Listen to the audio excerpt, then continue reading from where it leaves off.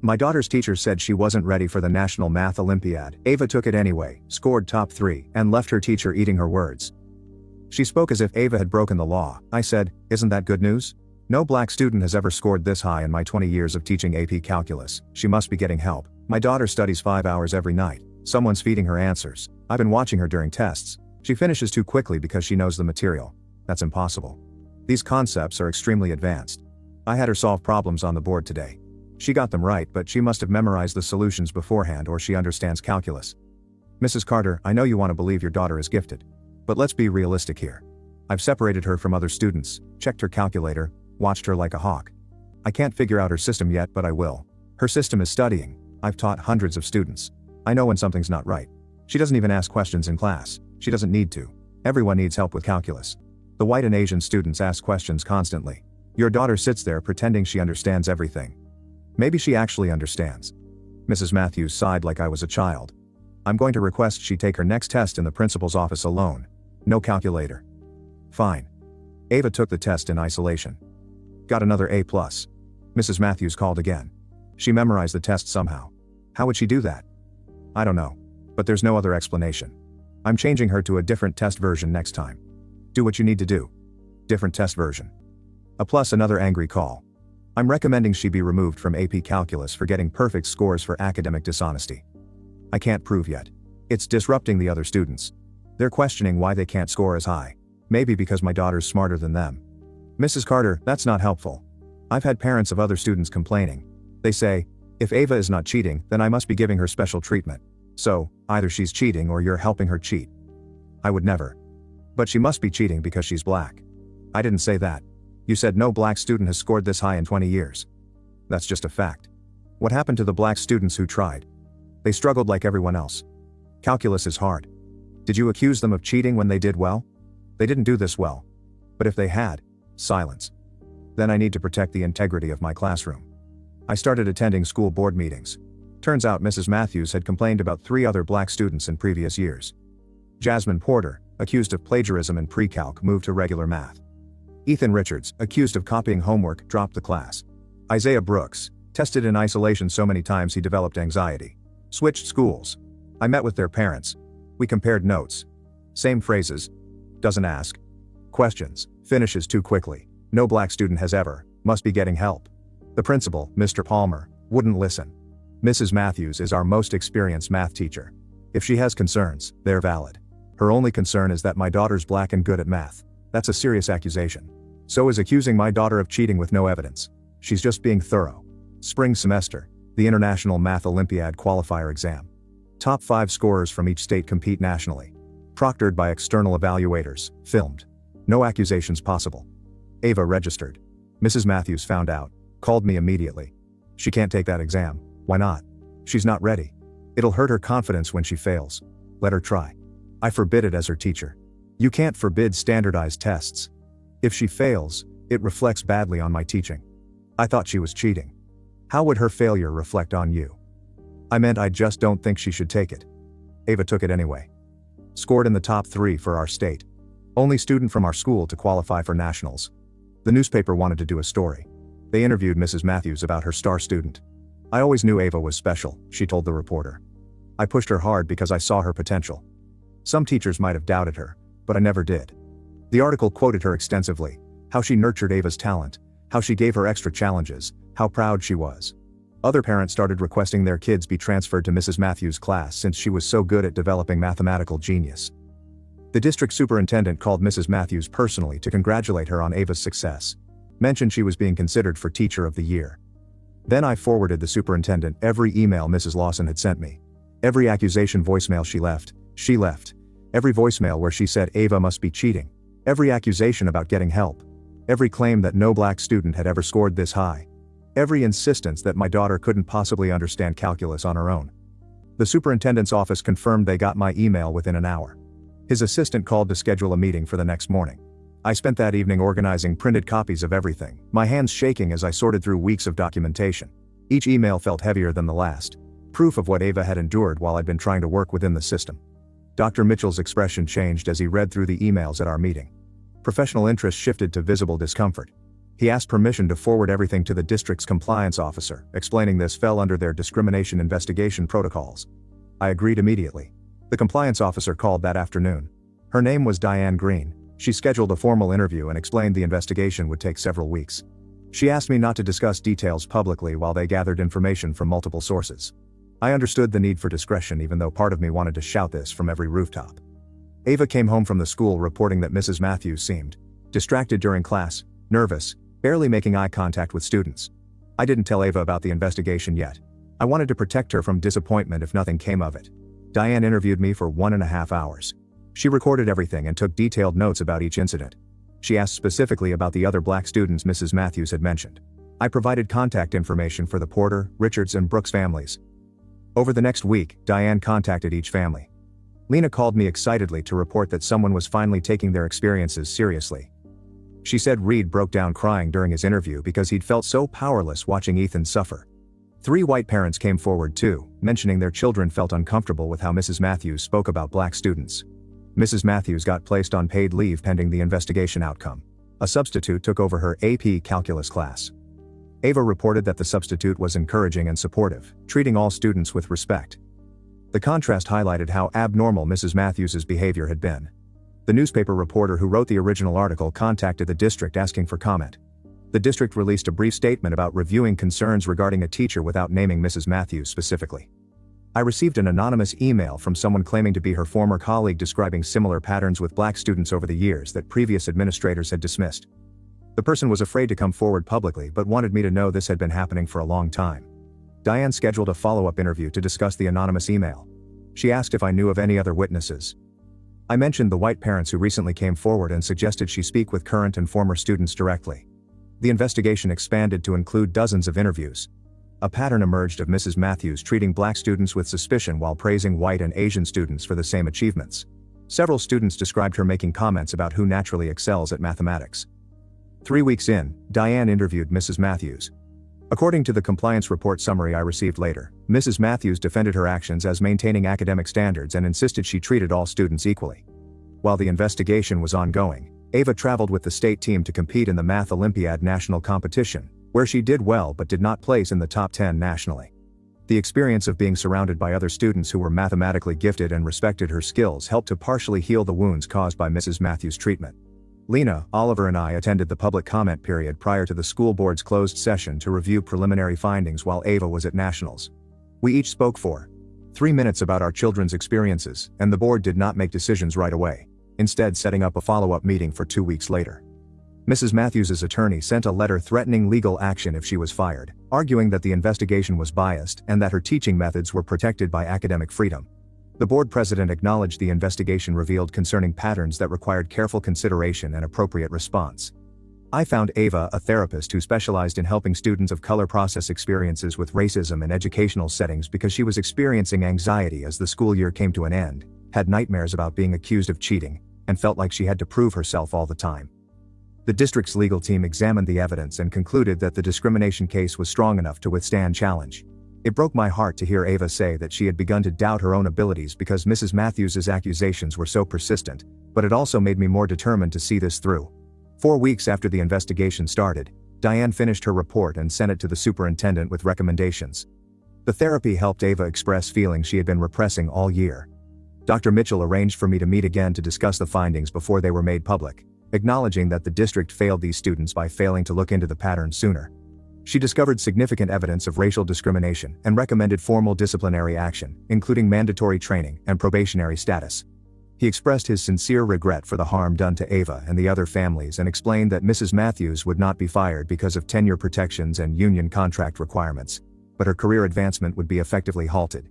She would also be subject to a formal reprimand, mandatory bias training, loss of her AP Calculus assignment, and 2 years of probationary status with frequent classroom observations. The district sent a formal letter to Mrs. Matthews' personnel file detailing the discriminatory pattern, and I was conflicted about the outcome. While I wanted to see Mrs. Matthews fired entirely, Dr. Mitchell reassured me that the probationary status meant any future complaints would result in immediate termination proceedings. The Teacher of the Year nomination was withdrawn. the school board decided to enact new rules that required documentation of academic integrity concerns, required bias training for all teachers, and a formal procedure for students and families to report discriminatory treatment without fear of reprisal. This became part of her permanent employment record and would follow her if she ever attempted to transfer to another district. Lena, Oliver and I met with the superintendent to discuss how the new policies would be implemented after the district formed a review committee to look for racial disparities in past discipline and academic tracking data. The committee would report findings every year and suggest policy changes to address any patterns found. The newspaper published a follow-up article about the investigation's findings and policy changes, and this time they interviewed us about our advocacy. We carefully discussed holding institutions accountable while protecting our children's privacy, and a number of teachers privately thanked us for speaking up. He also committed to providing quarterly public reports on implementation progress. As part of her disciplinary agreement, Mrs. Matthews submitted a brief written apology. It was short and didn't really acknowledge the specific harm she caused. It felt empty, like words written to satisfy a requirement rather than genuine remorse. I read it once and put it in a drawer. I didn't share it with Ava because it would feel more hurtful than healing to see such a hollow gesture after everything she endured. They claimed to have witnessed Mrs. Matthews' behavior, even though I wished they had spoken up sooner. When summer arrived, Ava enrolled in a 5-day-a-week mathematics program at a nearby university for gifted high school students. I drove her to campus that first morning and watched her enter the building with her backpack, turning back once to wave at me with a smile that had not been on my face in months. She made friends with kids who shared her enthusiasm for math. Kids who knew what it was like to see patterns in numbers and get excited about proofs, and the atmosphere celebrated her skills rather than questioning them. She talked endlessly about the problems they had worked on and the other students in her class when I picked her up that afternoon. The district launched a bias training program in August, which all teachers had to finish before the new school year began. The curriculum specifically addressed racial assumptions about student abilities and the harm caused by unexamined biases, and the training included case studies that looked familiar but had different names. She returned home feeling energized rather than exhausted. One afternoon in late August, Lena called me and told me that Jasmine had made the decision to return to advanced math classes for her senior year, feeling more confident that the new policies would protect her. Her voice trembled with emotion, and even though Jasmine had lost 2 years of advanced coursework she could never get back, this felt like a meaningful victory. I wondered if teachers recognized the patterns from their own schools. A few days later, Oliver called with different news. Ethan decided to stick with regular math and concentrate on other subjects where he felt more comfortable, and Oliver respected that choice. It's also true that not all students want to go back to the place where they were hurt. Ethan discovered his passion in literature and history. He was doing well in those classes. Isaiah's family made the decision to stop participating after their initial interview, preferring to move on at his new school rather than revisit trauma. I respected their decision, even though I wished their voices had been included in the public record. Sometimes healing requires letting go rather than fighting. In September, the district's Data Review Committee released its first report, which revealed significant racial disparities in AP course enrollment and advanced tracking decisions. Black and Latino students were underrepresented in advanced programs, even when they had similar test scores and grades as white and Asian students. Ava's senior year started with a different AP calculus teacher, Mr. Anderson, who treated her with respect and encouragement from day one, called on her in class without suspicion, and praised her work without surprise. However, she was still processing anxiety from the previous year. The data revealed what families like ours had endured for years, and the report suggested policy changes to address how students were identified for advanced programs, and how academic integrity concerns were documented. In an email from Dr. Mitchell, the district invited me to serve as a parent representative on their Equity Advisory Committee. Some parents at her new school expressed concern when they learned about the investigation, but the district insisted they were closely monitoring her. Mrs. Matthews transferred to teaching regular geometry classes at another high school in the district, moving away from advanced students and receiving regular administrative observations. I accepted despite the time commitment because the work of changing systems is ongoing and requires sustained attention from people willing to push for accountability. Ava began working on college applications in September, spending weekends at the kitchen table with her laptop open to application portals. She wrote essay after essay about her passion for mathematics, but the words felt incomplete without acknowledging what she'd survived to get here. I wondered if close observation would be sufficient, or if she'd find new ways to harm students when people stopped watching. Mrs. Matthews was completely left out of the first draft, which concentrated only on her love of problem-solving and abstract thought. She showed it to me and asked if it felt honest. I told her that the truth matters, even when it's difficult to write about. She started over, this time discussing how she'd learned to stand up for herself when authority figures questioned her abilities based more on race than on evidence.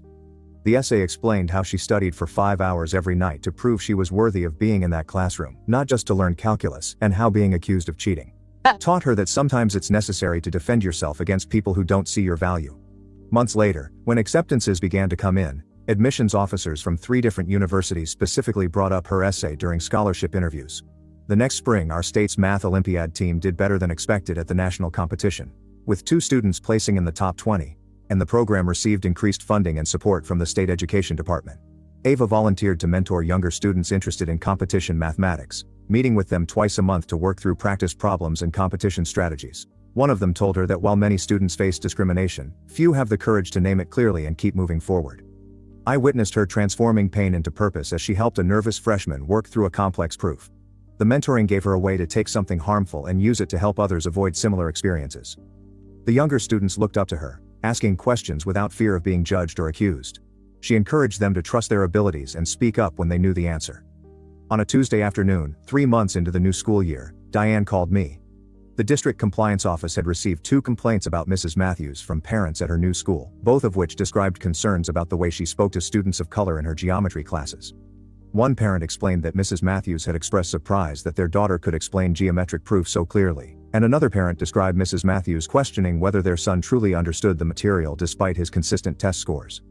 Because of her probationary status, these complaints were investigated right away, rather than being dismissed or postponed. Diane's call reminded me that our advocacy had created accountability mechanisms that protected other families. The pattern we documented followed Mrs. Matthews to her new position, making her behavior visible to administrators who might otherwise have dismissed individual complaints. The previous investigation made it harder for administrators to ignore ongoing concerns or attribute them to misunderstandings, and the district was taking the complaint seriously because the pattern we documented was now part of Mrs. Matthews's official record. I thanked Diane for keeping me updated and asked her to let the new families know they weren't alone in this experience. She promised to connect them with resources and make sure the investigation was conducted thoroughly. The system wasn't perfect, but it was better than before when families faced discrimination alone without institutional memory or support. On a Friday afternoon in December, Ava's top choice university sent her a thick envelope, which she opened with trembling hands at the kitchen table and took out the scholarship offer and acceptance letter, which highlighted her Math Olympiad performance and her proven mathematical prowess. Ava read the letter twice, then looked up at me with tears streaming down her face. Happy, relief, validation tears. Because she had worked so hard for this moment, studying through doubt, accusation, and isolation. The acceptance confirmed what I had always known, but Mrs. Matthews had attempted to deny. The scholarship covered full tuition plus a stipend for books and research opportunities. The following day, I took the acceptance letter to a frame shop and picked out a plain black frame with a white mat, and the framed letter was placed on the wall of the living room where we would see it every day. Ava belonged in advanced mathematics. She deserved to be there. Her skills were genuine and acknowledged by those who truly understood mathematical excellence. The external validation from a prestigious university felt like the final word on who was right about Ava's capabilities. The letter represented more than just college acceptance. It represented Ava's resilience and our family's refusal to let racism define our daughter's future. The school board recognized Ava for her Math Olympiad achievement and college acceptance at their January public meeting. It was a tangible reminder that Ava's abilities were never in doubt, despite Mrs. Matthews' attempts to undermine her confidence and reputation. After the public meeting, 3 board members came up to me privately to apologize for not addressing the issues regarding Mrs. Matthews sooner, acknowledging that the district should have looked into the pattern years ago when the first complaint surfaced, and they gave her a certificate and took pictures for the district website. Our advocacy changed how the board thinks about responding to discrimination complaints. One board member acknowledged that she had heard rumors about Mrs. Matthews' treatment of black students, but she hadn't pushed for an investigation because Mrs. Matthews had seniority and strong support from some parents. Despite the fact that they couldn't undo the harm Ava and the other students had endured, their apologies felt sincere. In February, Jasmine received college acceptances to prestigious programs, including admission to the State University's Honors College. Lena called me in tears of joy upon receiving the acceptances. During her senior year, Jasmine had restored her confidence in advanced coursework, demonstrating to herself that she belonged in difficult classes. Over coffee, Lena and I celebrated the progress our daughters were making in spite of the challenges they faced, discussing how things might have turned out differently if we had resisted years earlier, but also admitting that we did what we could when we realized the whole pattern. The district's new academic integrity documentation policy released its first annual report in March, and the data showed that concerns were being raised more equally across racial groups now that teachers had to provide specific evidence rather than relying on feelings about who seemed capable. Our daughters were succeeding now, and that mattered more than dwelling on what we couldn't change about the past. The data showed that the policy was working to reduce discriminatory referrals. Teachers could no longer simply accuse students without documentation, and the numbers made visible what families like ours had endured for years but couldn't prove without systematic data collection. Prior to the policy, Black and Latino students received academic dishonesty referrals at a rate that was 3 times higher than that of white and Asian students, despite similar grade distributions. After the policy was put into place, the referral rates became nearly equal across groups. The district accepted Mrs. Matthews' resignation without protest, and she left teaching completely rather than attempting to transfer to another district where her record would follow her. Mrs. Matthews gave personal reasons in her resignation letter, but everyone involved in the investigations understood that she was leaving rather than continuing to teach under probationary observation. Her resignation took effect at the end of the school year. The resignation felt like incomplete justice, but it was more accountability than most discriminatory teachers ever experience. The high school posted job openings for 3 new math teachers in early summer, and the hiring committee included parent representatives for the first time in the district's history. Some may argue that we drove a dedicated teacher out of the profession, but I knew we held an educator accountable for harming students over decades. We asked each candidate specific questions about supporting students of color in advanced classes, including how they would handle a high-achieving Black student, their knowledge of culturally responsive teaching, and whether they had ever confronted their own prejudices about who should be in advanced math. I was one of 3 parents who served on that committee. 2 candidates stood out because they discussed specific training they had completed and real classroom experiences where they had worked to ensure all students felt they belonged. Other candidates gave rehearsed textbook answers, while others acknowledged they had never given much thought to race in teaching. The committee hired both, one with a master's degree in equity in STEM education and a passion for removing barriers to advanced coursework, and the other with 7 years of experience teaching in a diverse urban district and running a summer math program exclusively for underrepresented students. Ava's senior year AP Calculus class registration revealed something I had never seen before. 10 Black students enrolled, compared to 3 the year before. Neither had Mrs. Matthews' decades of experience, but they had something more significant. They thought all students could succeed in math regardless of race. Families who had kept their children in regular math because they didn't trust the way advanced classes worked were willing to try again, and now that Mrs. Matthews was gone and the new teachers had equity training, parents told me they felt more comfortable sending their kids into AP Calculus. The class had 2 Black students in total the year before that. Ava met some of the other Black students during summer orientation, and she came home talking about how different it felt to not be one of only a few in the room. She said it made her realize how isolated she'd felt the previous year, even though she'd never let herself think about it much at the time. Seeing those enrollment numbers felt like watching something shift, not fixed, but moving in a better direction. I was hesitant to accept the district's invitation to speak at a parent meeting about advocacy in September because I'm a public speaker, but Lena persuaded me that other families should hear what we'd learned. I stood at the front of the room with printed copies of the timeline I'd made that tracked Mrs. Matthews' accusations, telling them to keep a written record of everything, save all emails, take notes with dates and times after every phone call, and record what was said in meetings if the district permits it. I explained that forming a coalition with Jasmine's and Ethan's families had made the pattern unquestionable in a way that a single complaint could never. The system counts on parents giving up, so refusing to give up is the most powerful thing you can do. A number of parents took notes. I stressed that administrators tend to ignore individual concerns but find it more difficult to ignore multiple families telling the same story. I also talked about being persistent even when principals and superintendents act like you're being difficult or overreacting. A few people wiped their eyes when I explained how long Ava had to put up with Mrs. Matthews' treatment before we fully grasped the pattern. Following the presentation, parents lined up to speak with me, and their stories made it evident that Mrs. Matthews was only one instance of a much larger issue. One middle school mother told me about her son being pulled out of advanced English despite having excellent test scores because teachers insisted he would feel more at ease in regular classes. A parent from another high school described how their child was discouraged from taking AP chemistry because the teacher didn't think they were ready, even though they had straight A's in previous science classes.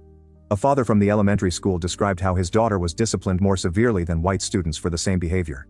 I drove home that night knowing that the battle with Mrs. Matthews had been one battle in a war that would not end anytime soon, that the work of changing systems required constant attention from people willing to push back against discrimination wherever it appeared, and that the conversations continued for more than an hour past the scheduled meeting end time, despite the same patterns, different teachers, different schools, and different subjects.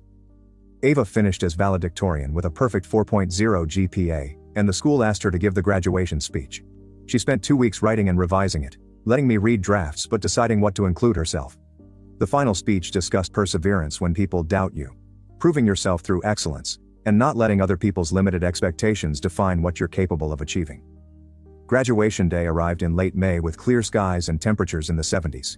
When she talked about persevering through situations where teachers asked if she belonged in difficult classes, she mentioned the value of having people who believe in you, thanked me and her other supporters by name, and never mentioned Mrs. Matthews' name, but everyone who knew the story knew exactly who she meant.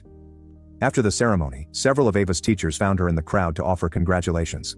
Her voice remained steady throughout the entire speech, strong and clear, and when she finished the audience stood and applauded for nearly a minute. I cried as I watched her up there in her cap and gown, thinking about everything she'd survived to reach that moment. The math department chair pulled Ava aside and apologized for not seeing Mrs. Matthews's pattern sooner, saying the department should have protected students better. Her chemistry teacher hugged her and said she had been an absolute joy to teach. Her English teacher told her the college she was attending was lucky to have her. Her new calculus teacher, one of the ones hired to replace Mrs. Matthews, said Ava had set a standard of excellence that inspired the whole class, and each conversation seemed to help offset some of the harm caused by the teacher who truly believed in Ava. Oliver, Lena and I sat together in the bleachers as we watched the graduates cross the stage to get their diplomas. Ava walked with quiet confidence, shaking hands with the principal and superintendent, who had finally listened to our concerns. Ethan walked with a big smile, waving to his family, and Jasmine walked with her head high, wearing the gold honor cords she had earned. The system was still far from where it should have been, but our advocacy had prevented future students from going through what our children had. We discussed how things might have turned out if we had given up, if we had accepted the district's initial dismissals, and if we had allowed Mrs. Matthews to continue her pattern unchallenged. Even though there was still a lot of work to be done, it felt good to know that we had brought accountability where none had been before, and that parents banding together could make institutions address discrimination they'd prefer to ignore. Ava secured a position as a teaching assistant in a middle school mathematics program for students of color the summer before college. Ava worked with small groups, helping them solve problems and demonstrating that making mistakes was a necessary part of learning. The 6-week program, which took place at a community center, focused on boosting the confidence and skills of students who had been told they weren't good with math. She usually returned home feeling energized, sharing stories about students' breakthroughs or amusing remarks.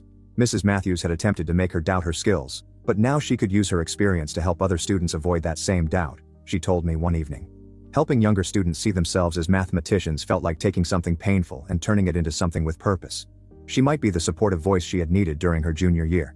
In early August, Isaiah Brooks's mother sent me a message on social media stating that her son was doing well at his new school, had chosen to major in computer science in college, had restored his self-confidence, and was enthusiastic about his future in a technical field. She wrote that it had helped them heal to know someone fought back against Mrs. Matthews, that our advocacy had validated their decision to remove Isaiah from that toxic situation, and that seeing consequences for Mrs. Matthews's actions had given them closure they didn't know they needed. I wrote back to thank her for reaching out and saying I was glad Isaiah was doing well. Her message reminded me that the impact of holding Mrs. Matthews accountable extended beyond just the families who'd been directly involved in the investigation. This was despite their family's decision to not actively participate in the investigation. Throughout the fall, the district's Equity Advisory Committee met monthly, and I brought research articles that demonstrated how racial bias was more evident in teacher recommendations for gifted programs than in actual student ability. The committee examined data from 3 nearby districts that had switched to multiple measures for identifying talented students, and the findings revealed notable increases in the enrollment of Black and Latino students in advanced classes.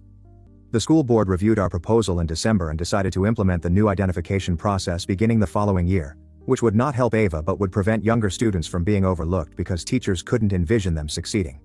We drafted a proposal requiring schools to use standardized assessments, student work portfolios, and parent input in addition to teacher recommendations. As I watched from her bed, Ava packed boxes in her room, folding clothes and going through textbooks to decide what to keep and what to donate. When I asked her what she had learned from everything with Matthews, she stopped packing and sat down beside me, telling me that the best way to respond to those who questioned her was to do great work. Ava picked up a calculus textbook and ran her fingers over the cover. She also learned that she shouldn't have to put in twice as much effort just to be viewed as half as good because of the color of her skin. She said that proving herself repeatedly got exhausting, and that future students shouldn't have to go through what she went through. Her voice remained steady, but I could see how much the year had cost her. I told her that while excellence was important, the system needed to change so Black students didn't face constant suspicion and doubt. In order to establish the supportive environment she wished had been there from the beginning, where students could concentrate on learning rather than defending themselves, she stated that she wanted to return during college breaks and mentor high school students, particularly those who looked like her and needed to see someone who had made it through. 5 days prior to move-in day, the new AP Calculus teacher sent me a thick envelope, which I opened while Ava finished breakfast. Inside was a handwritten letter on school stationery, thanking Ava for her leadership in the classroom and her willingness to help other students grasp challenging concepts. The letter explained how Ava's presence had improved the class for everyone and increased the level of discussion. On move-in day, the dorm parking lot was crowded with cars and families, and we carried boxes up 3 flights of stairs while other students and parents did the same. The teacher wrote that Ava's skill and generosity embodied the best of what education could be. Ava read the letter twice and placed it in her college folder with her acceptance materials.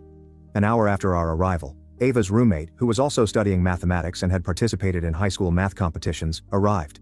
And within 10 minutes they were discussing problem sets and proof strategies, comparing favorite theorems and debating various methods for resolving integration problems.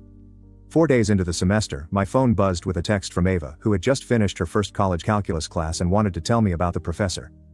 I was thankful that Mrs. Matthews's attempts to break Ava's spirit had failed because she belonged here, surrounded by people who praised rather than questioned her abilities. Learning was supposed to feel like this. Her final text read, "And I knew that despite the painful detour with Mrs. Matthews, Ava had arrived exactly where she belonged, ready to excel without anyone questioning whether she deserved to be." She described how he was brilliant and encouraging, treating every student like a capable mathematician regardless of their background, and how he asked challenging questions and seemed genuinely excited when students engaged with the material.